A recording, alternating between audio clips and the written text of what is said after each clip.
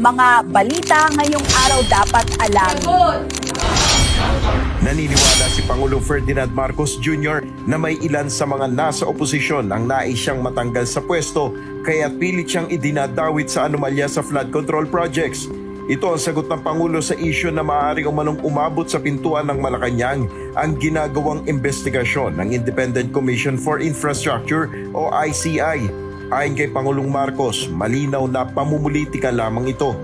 I know that there are several, the opposition would love to bring me into this, to include me in all of this, but that's politics. That is not to do about corruption. That is to do about politics. Gusto nila akong tanggalin. Oh, yeah, sige, kaya nila gagawin lahat yung mga gagawin nila. Kumpiyansa si Kasunod ito ng pagtanggi ng mag-asawang Sara at Curly Discaya na makipagtulungan sa ICI. Ayon kay Congressman Erice, dahil sa pagtangging ito, mahihikayat ang iba ring makipag-cooperate at mababaliwala ang kredibilidad ng investigasyon. Maaantala ang paggamit ng pananagutan sa anyay pinakamatinding pagnanakaw sa pondo ng bayan sa kasaysayan ng bansa. Kaya naman hikayat nito si Pangulong Ferdinand Marcos Jr. na magpatawag ng special session sa Kongreso para maipasa ang panukalang batas na magkakaloob ng full investigative powers sa ICI. Giit pa nito sa pamamagitan lang ng isang executive order na likha ang ICI at nakadepende ng buo kay PBBM sa funding nito at maaari rin itong i-abolish anumang oras. Babala pa ng kongresista kung walang agarang aksyon, maaari niyang makatakas na ng bansa o masira na ang mahalagang records at mawalan na ng tiwala ang mga testigo at whistleblowers sa administrasyon. Samantala, tinuligsa naman ng makabayan lawmakers ang umano'y pagiging double standard ng PBBM administration. Anila, bunsod ito ng pagnanais na ma-livestream ang Bicameral Conference Committee deliberations sa 2026 budget pero hindi ang pagsasapubliko ng ICI deliberations. Sinimula na ngayong araw ng ICI ang pagkipagpulong sa mga ahensya ng gobyerno para sa gagawing asset recovery sa mga nasasangkot sa flood control scandal. Kabilang rito ang 17 government agencies gaya ng Philippine Competition Commission, Anti-Money Laundering Council, Security and Exchange Commission, Bureau of Internal Revenue, Office of the Solicitor General, Civil Service Commission, Department of Justice, Commission on Audit, Insurance Commission, Civil Aviation Authority of the Philippines, Land Transportation Office, Maritime Industry Authority, Cybercrime Investigation and Coordinating Center at Department of Public Works and Highways. Ayon kay ICI Chairperson Justice Andres Reyes, layunin ng isinasagawang asset recovery meeting na pagtulong-tulungan ng mga naturang ahensya ang gagawing pagbawi sa mga assets mula sa mga sangkot sa naturang irregularidad sa pamamagitan ng pag-evaluate ng mga ebidensya, intelligence reports at mga impormasyon na ipinadala sa kanila at mismo nilang naakala.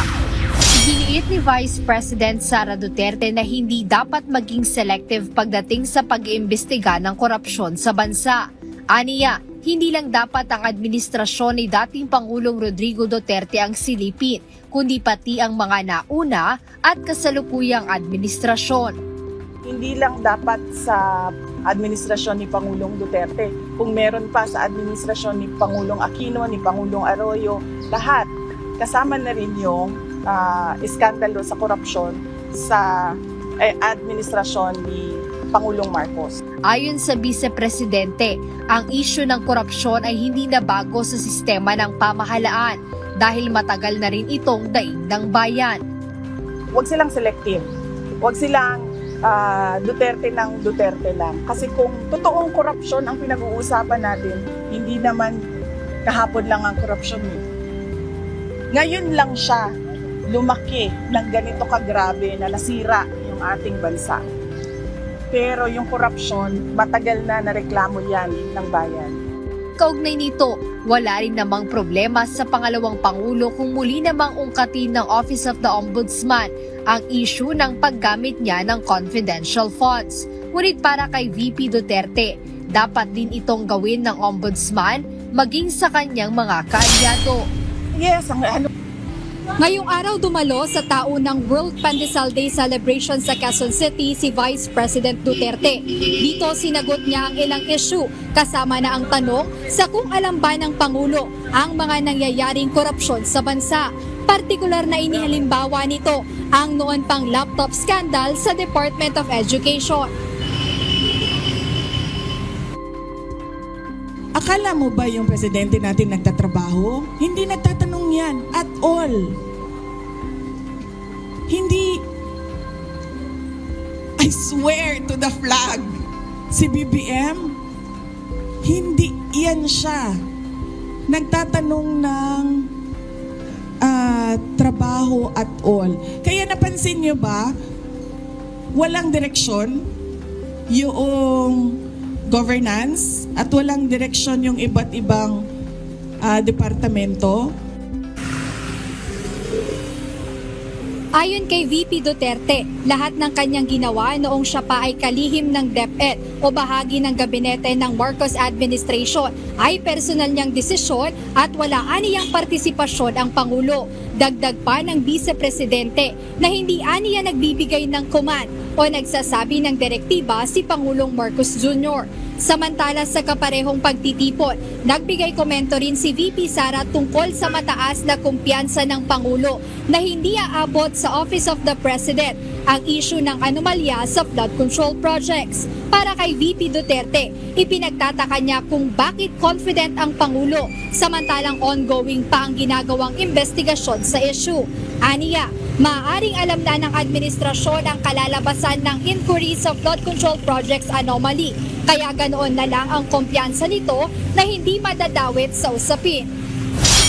I have the agreement of the Senate President and the Speaker na ganun ang gagawin natin. We will live stream the entire process so that if there are questionable, shall we say, insertions or additions or all that, it will also be clear who moved, who made those changes or who proposed those changes so that people will know. Ayon kay Prosecutor General Richard Anthony Padulyon, wala pa rin pasabi ang mga diskaya kung hindi na rin ba sila makikipagtulungan sa DOJ. Kahapon kasi ay sinabi ng mga ito sa Independent Commission for Infrastructure o ICI na ayaw na nilang makipag-cooperate sa investigasyon ng komisyon. Sa bahagi naman ng DOJ, wala pang formal na impormasyong ipinarating sa kanila ang kampo ng mga diskaya. Pero sabi ng DOJ na makakaapekto ito sa kanilang aplikasyon bilang state witnesses. Dagdag pa ni Prosecutor General Padulyon, hindi rin sila makahadlangan sa pagsasampa ng reklamo kaugnay ng flood control projects kahit pa umatras na sa pakikipagtulungan ang mga diskaya. Tiniyak ng DOJ, may hawak naman silang mga ebidensya bukod sa makukuha nila mula sa mag-asawa. Una nang sinabi ng kagawaran na sa mga susunod na linggo ay maghahain na sila ng mga reklamo kaugnay ng maanumalyang flood control project. Bakit sa latest report ng National Disaster Risk Reduction and Management Council o NDRRMC, as of October 16, umabot na sa 76 ang naitalang namatay sa lindol sa Cebu.